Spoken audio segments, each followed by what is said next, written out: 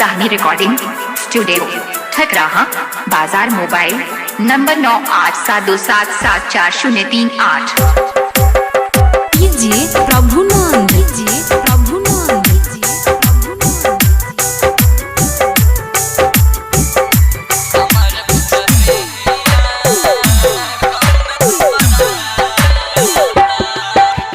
दिलवा तोड़लू जब से हो, दिलवा तोड़लू जब से हमारे दिलवा दुखाता,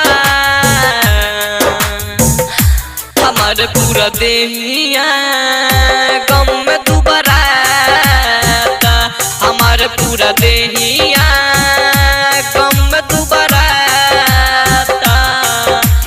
दिलवा तोड़लू जब से हो, दिलवा तोड़लू जब से हमार दिलवा दुखाता, हमार पूरा देहिया गम में दुबराता, हमार पूरा देहिया गम में दुबराता।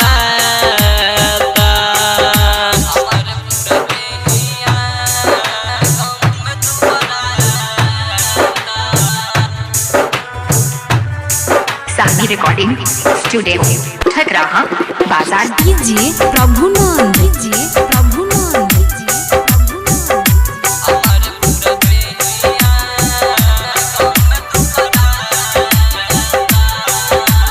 हम तो भगवान से विनती है करी, नायद कर तू हमके न हम तो के याद करी,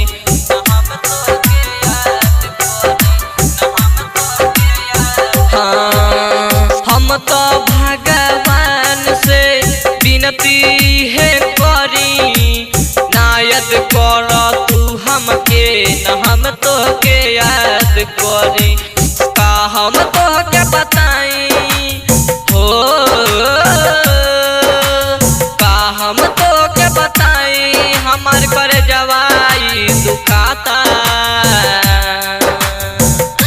हमार पूरा देहिया गम में दुबराता, हमार पूरा देहिया गम में दुबराता, हमार पूरा देहिया गम में दुबराता।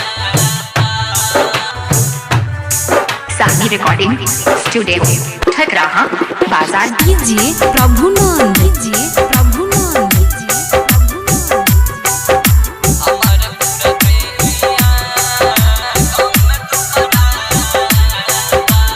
खैले रहू कसम जान छोड़ब नहीं साथ हो, अब तो ससुरा चल जाइबू हो ना पाई बात हो,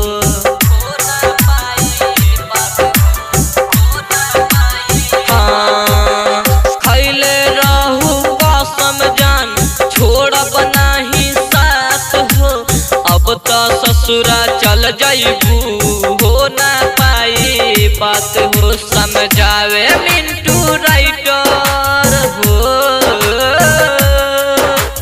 कहे है बुलेट बेदर्दी दुखवा सहल ना सहाता,